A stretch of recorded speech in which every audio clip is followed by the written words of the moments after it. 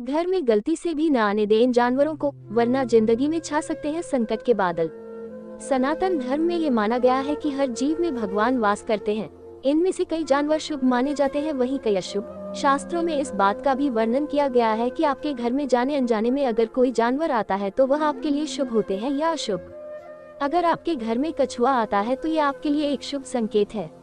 शास्त्रों में कछुए को लेकर ऐसी मान्यता है कि यदि जाने अनजाने में आपके घर में कछुआ आता है तो ये आपके घर में सकारात्मक ऊर्जा लेकर आता है।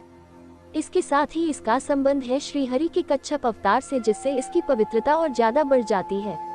तो अगर आपके घर में कभी कछुआ आ जाए तो इसका मतलब है कि आपके घर में जल्द ही धन आने वाला है। मेढक के घर में आने से होती है धन में वृद्धि। अगर आपके घर के अंदर मेढक आ जाता है, इसे एक शुभ संकेत के रूप में माना जाता है। यहाँ तक कि चीन में भी मेढक को शुभ माना जाता है और इसे धन और समृद्धि का प्रतीक माना जाता है। वास्तु शास्त्र की माने तो मेढक धनदायक होता है और इससे घर में सुख और सौभाग्य आता है। तोते को क्यों पालते हैं घर पर लोग, इसके बाद बात करते हैं घर में तोते का आना। यदि आपके घर में तोता आता है तो ये अपने साथ अपना सौभाग्य लेकर आता है। घर में तोते का आना शुभ माना जाता है। इसका संबंध धन के देवता कुबेर से जोड़कर भी देखा जाता है।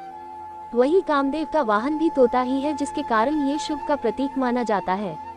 इसके साथ ही ज्योतिष शास्त्र की माने तो तोते का संबंध बुध ग्रह से माना गया है और बुध होता है वैभव का प्रतीक। वही तोते के घर में आने से धन प्राप्ति होती है और काम में सफलता मिलती है। गिलहरी के घर में आने से हो सकती संतान की प्राप्ति।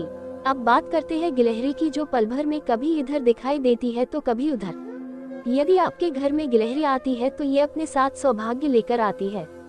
इसके साथ ही अगर अब तक आपकी कोई संतान नहीं है तो गिलहरी के घर में आने से ये माना जाता है कि आपके घर में जल्द ही किलकारियां गूंजने वाली है। काली चींटियों का समूह क्या देता है संकेत, इसके बाद आपको बताते हैं कि अगर आपके घर में आपको काली चींटियों का समूह दिखाई देता है तो ये भी एक शुभ संकेत माना जाता है। काली चींटियों का संबंध शनि देव से माना गया है। जिस घर में काली चींटियों का वास होता है वहां धन लाभ होने के आसार बढ़ते हैं और साथ ही घर के सुख व ऐश्वर्य में बढ़ोतरी होती है। कौन से जानवरों का घर में आना होता है अशुभ, अब आपको उन जानवरों के बारे में बताते हैं जिनका घर में आना आपके लिए अशुभ साबित हो सकता है या फिर उनके द्वारा की जाने वाली कुछ चीजें आपके लिए अशुभ साबित हो सकती हैं। तो सबसे पहले बात करते हैं कुत्ते की। रात में अगर कुत्ता चांद को देखकर रोता है तो इसका मतलब होता है कि कुत्ते को कोई ऊपरी साया या फिर आत्मा दिखाई दे रही है। ये संकेत होता है कि वो बुरा साया आपके घर के आसपास मौजूद है। इसके बाद आपको बताते हैं गणेश भगवान के वाहन चूहे के बारे में। गणेश भगवान का वाहन होने के चलते ज्यादातर लोग चूहे को मारते या भगाते नहीं है, लेकिन आपको बता दें कि अगर आपके घर में भूरे रंग का चूहा आता जाता है तो ये अपने साथ आपके लिए दुर्भाग्य लेकर आता है। अब बात करते हैं चमगादड़ की।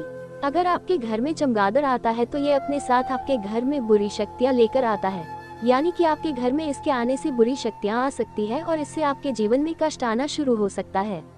उल्लू वैसे तो माँ लक्ष्मी का वाहन है, लेकिन दिवाली के दिन के अलावा अगर आपके घर में उल्लू आए तो ये एक बुरा संकेत माना जाता है।